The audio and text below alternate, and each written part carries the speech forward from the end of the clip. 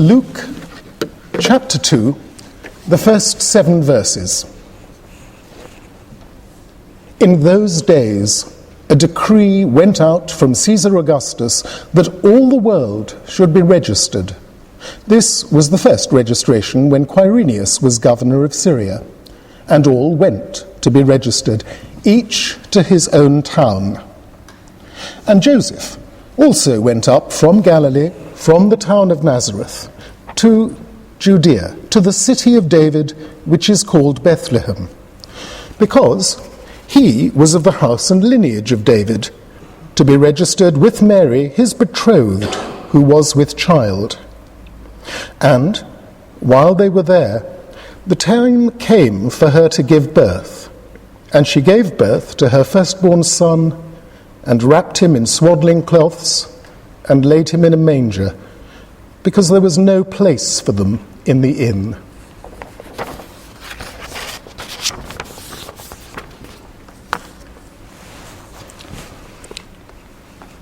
I must start by saying what a relief it is to see Mark here, because he happened to bump into me this afternoon saying, "Oh, I am sorry to have missed it, but I was tied up Tuesday night."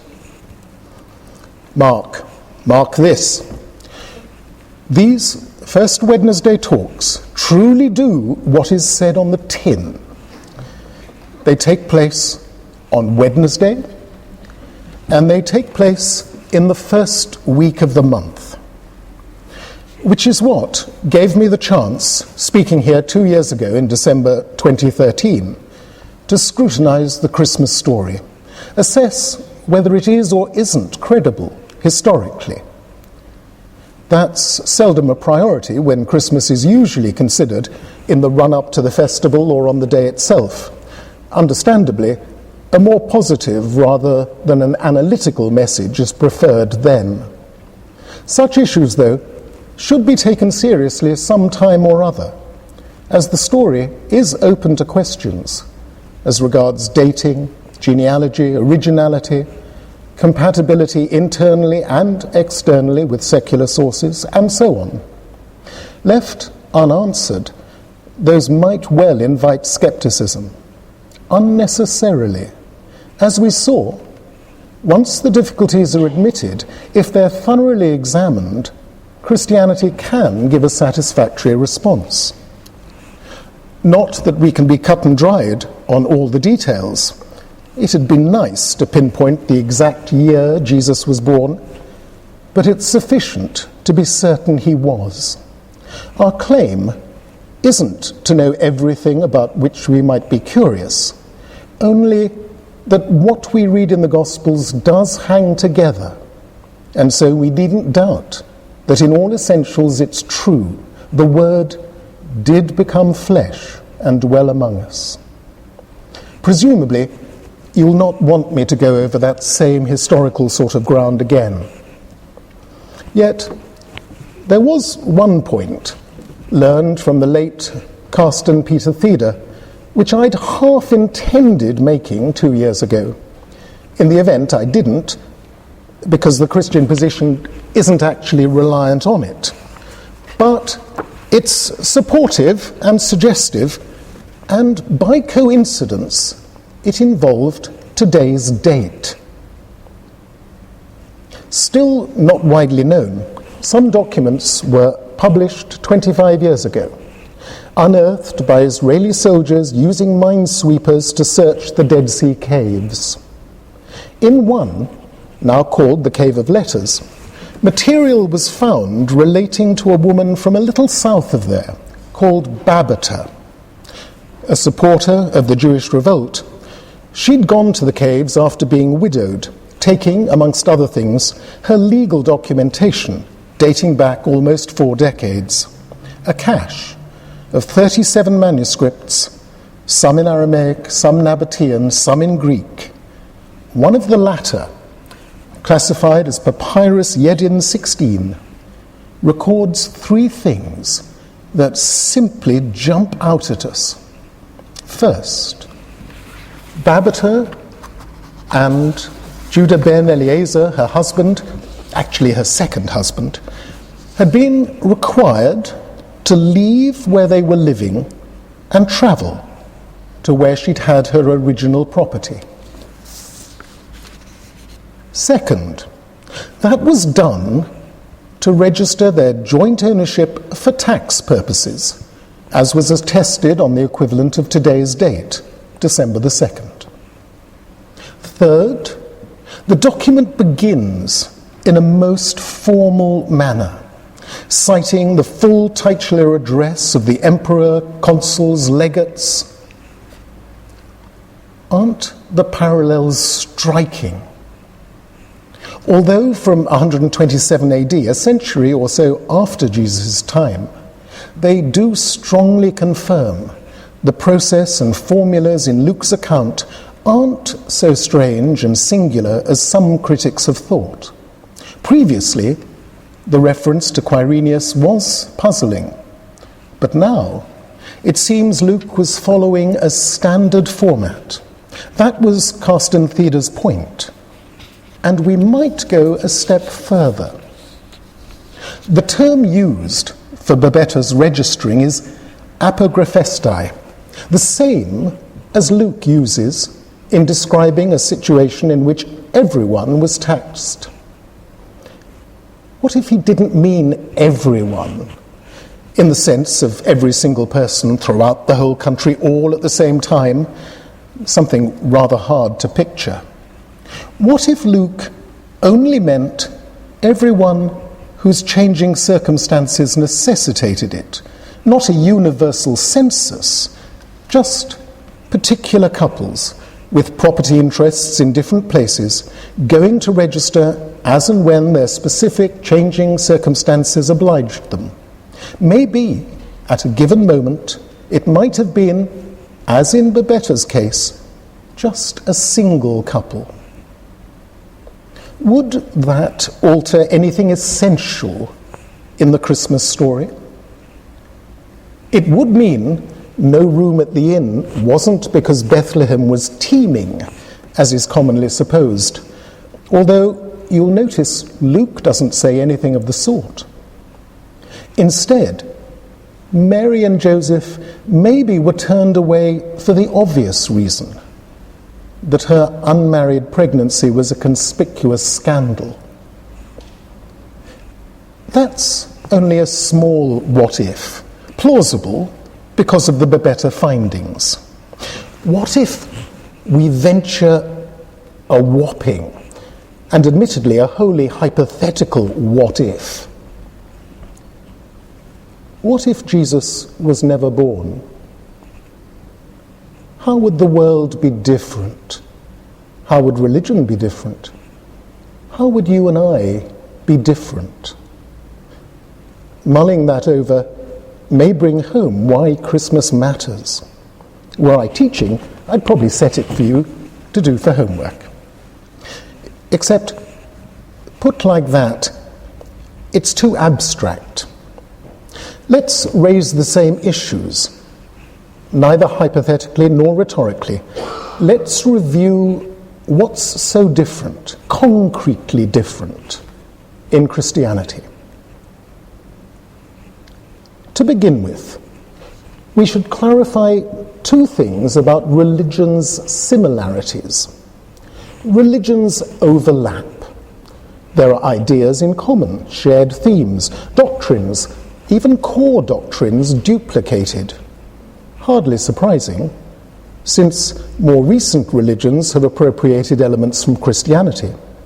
And Christianity inherited a great deal, most everything, from Judaism. And Judaism actually had borrowed extensively from elsewhere. So obviously we're faced with two issues, which some find embarrassing. Must we acknowledge truth outside Christianity? And, even if this sounds a little silly, must we suppose that something is right when held by Christians, but wrong when held by anyone else? Actually, there's no contradiction acknowledging truth elsewhere while being perfectly sure Jesus is the only light and truth. Don't we daily experience something of the sort? As day dawns, we begin to see, to some extent, since there's half-light, reflected light, even before the sun shows itself. Once it does, of course, we can then appreciate what was the half-light's source, and the source of all light. For God wasn't idle before Bethlehem. People had to have clues, not least to allow him to be recognized when he did come among them. From primitive myth up to the profoundest Old Testament prophecy, clues point to the life lived out by Bethlehem's baby. Whatever store you put by a Cyrus or Samson or Isaiah's suffering servant, their truth derives from being concretely realized in Jesus' life. They may have preceded him, but their validity is grounded in Jesus rather than the other way around. And why should we think it inconsistent to say an idea can be right or wrong or somewhere in between, depending on who holds it? Actually, it depends on what other ideas are held in conjunction. A Jew, a Christian, a Muslim all share the belief that God is creator and man is his creature. Or do they? Muslims and Jews, in fact, insist our view is blasphemous. Why? Because our account, both of creator and creature, is transformed, concretely transformed, by realizing that God who made man is also God who was made man at Bethlehem. Doctrines find their full significance not in isolation, but combination. First century Judaism was riven with factions: Pharisees, Sadducees, Zealots, Essenes, Baptists, and others. Riven precisely because none could see, let alone agree, how all of the Old Testament insights could come together. Especially problematic was how to reconcile the triumphal with the tragic.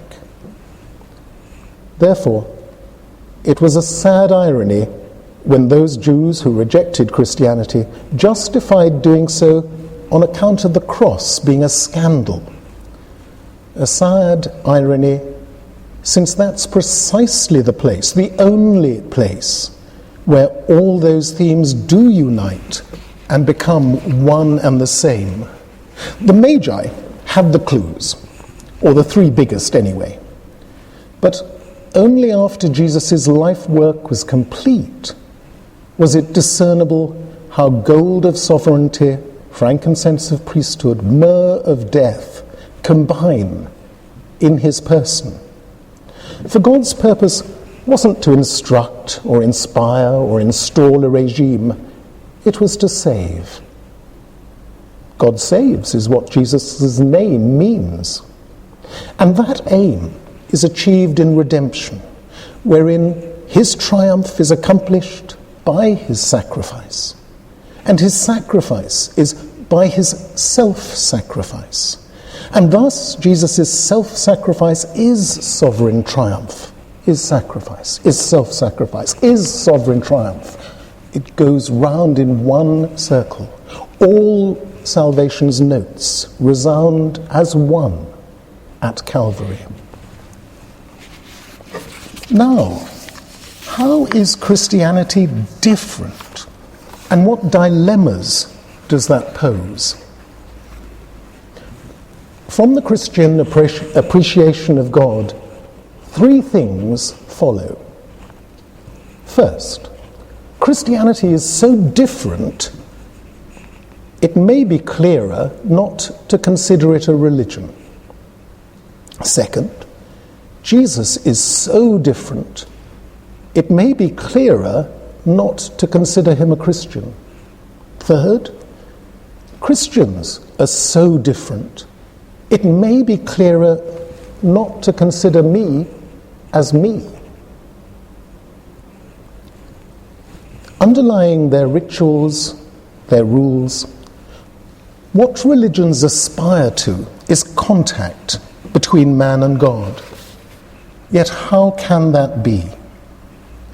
The problem is not that he's infinite while we're finite. The real problem is that he's perfect while we're imperfect. Often people seek to minimize that gulf by giving less than full weight to his purity or to our impurity. But if we're serious, that fools nobody. The gap is real. And the dilemma is, it's uncrossable by us. If crossed, it must be by God. Religions say God has sent messages, sometimes by angels. Yes. Yet, welcome as parcels from postmen are, they don't amount to personal contact. And religions also, at their best, say God can send across to us forgiveness or mercy or grace. Yes, but that's still not personal contact. Moreover, there are no religions that explain how that's made possible. Only Christianity does. For Christianity is not just about God sending to man, not even about his coming to man, but something significantly greater. It's about his becoming a man. The gap is not so much crossed by Jesus, it's straddled by him, which makes Christianity's religious practices unique, the exact reverse of other religions. In those, the more moral and observant someone is, the nearer he or she approaches to God, getting closer. But the gap is never closed. As Karl Barth said, in religions there are hills and valleys, but no heaven. Completely different is Christianity, where we don't strain ineffectively to reach towards God, since at Bethlehem he has already reached us. Consequently, Christianity's religious responses are no more than that. Responses. Fruit, not root. Neither root nor, if you'll permit me the pun, neither root nor any sort of route to him. Instead, our route and our route to God is Jesus, which is why it's misleading to call him a Christian. Christians are people dependent upon him. We follow him, of course, he told us to, but not as a path or policy or program might be followed independently of whoever pioneered it. That's the dilemma. Jesus is a teacher different from all others, a teacher whose teaching cannot be taken up, not without taking him too. For while the teaching's content is the Father's love, its medium is Jesus himself. He embodied it doubly in living it out, and because it's absolutely inseparable from him. Perhaps the odd phrase or parable could be detached, but taken as a whole, particularly when you include the promises, you can't omit Jesus. It relies on him, it revolves on him. In actual fact, he is his gospel. He constitutes it. Which poses a further dilemma, famously put forward in Broadcast Talks by C.S. Lewis, although it was written about also by other eminent theologians, such as the philosopher William Temple or the biblical scholar G.B. Caird. The claims in Jesus' teaching are so sensational and at the same time so inextricably tied to himself. He can't have been an ordinary man. Either he must have been more than a man, indeed must have been Lord, or else he was bad or mad, and flagrantly so. It's rare for skeptics to try answering that dilemma. Invariably, they flee from it. Richard Dawkins tries to evade it by insisting there's another possibility, that Jesus may simply have been honestly mistaken about himself. Is that what you'd think? Encountering someone declaring he is the fulfillment of prophecy. He fulfills the law and then rewrites it. He is Lord of the Sabbath. He is the Good Shepherd. He forgives sins. His words outlast heaven and earth. And umpteen other claims, explicit or implicit, every bit as staggering. Repeated self-assertions of such magnitude, especially spoken by a Jew in a Jewish context, surely go beyond an honest mistake. When Jesus first preached in the Nazareth synagogue, his own people tried to lynch him. Threats of violence overhang his whole ministry. It patronizes Jesus' opponents as well as Jesus to suggest that the crucifixion was over nothing more than an honest mistake. I'd ask if the glib suggestion is Dawkins making merely an honest mistake. Dawkins has, however, a second, less silly objection to the dilemma. He and A.N. Wilson and others seek to sidestep it by insisting we can't really know what Jesus thought and said and did, because whatever that was has been reworked by gospel writers, incorporating their own glosses. Christians, in fact, have been quite open about that right from when the scriptures started to circulate. And at the time, it was a quite normal way of writing. So I happily concede the premise. However, the conclusion that we must therefore be skeptical does not follow. Biblical scholars exercise substantial expertise, microscopically sifting the text, filtering out what's original from Jesus from appended glosses. It's not an exact science, but frequently we can tell the difference. And sometimes, I admit, we're left unsure. Why that doesn't lead to skepticism, and the reason ordinary Christians needn't be unsettled, is this. Even the uncertain instances are evidence of what Jesus said and did, or of the impact and impression it made. Dawkins's conclusion is wrong, factually and logically. He assumes we're always unsure, and factually that's not so. Also, he assumes that when we're unsure which sort of evidence a passage is, then we've neither sort of evidence. We're left with nothing. But that, logically, doesn't follow. Even in uncertain instances, even then, we still have something. We don't have neither sort of evidence. We have either Jesus or the responses to Jesus' effect. And it's concrete evidence either way. For academic purposes, it's appropriate to distinguish between Jesus and his effect, insofar as we can. However, for practical devotional purposes, I really think it makes hardly any difference. Moreover, having both sorts of evidence can often be an advantage. Sometimes it means that a particular episode is a little blurred, but it also often enhances our perception of what must originally have happened. After all, isn't meaning often better appreciated when we're able to view both the action and the reactions to it. So, Gospel writers' glosses give no excuse for dodging the great dilemma. If anything, they reinforce it.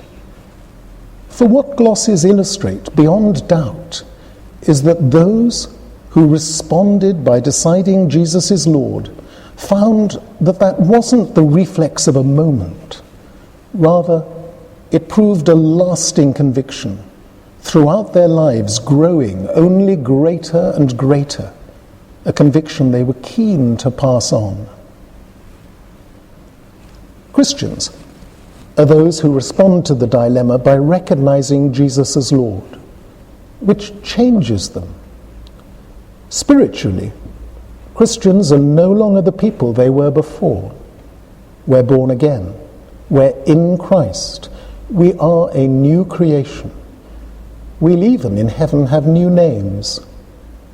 It's not just that we're no longer the individuals we were before. We're no longer individual. Each Christian's soul becomes joined to Jesus, as our baptism displays. Now, that's a dreadful dilemma if you suppose being an individual and being independent are the same thing. But Christians discover something different, that it's in relationship with others, above all in relationship with God through Christ, that we become authentically ourselves, joined to Jesus, no longer just ourselves, yet more ourselves by virtue of it. The chance is before us to become new women or new men. Indulge me in a final pun. First Wednesday talks take place in Ealing, where John Henry Newman was a schoolboy. I'm less sympathetic to him than his biographer Sheridan Gilly, my sometime teacher. But every single Christian can acclaim Newman's great verse in praise to the holiest. Oh, that a higher gift than grace should flesh and blood refine God's presence and his very self, an essence all divine.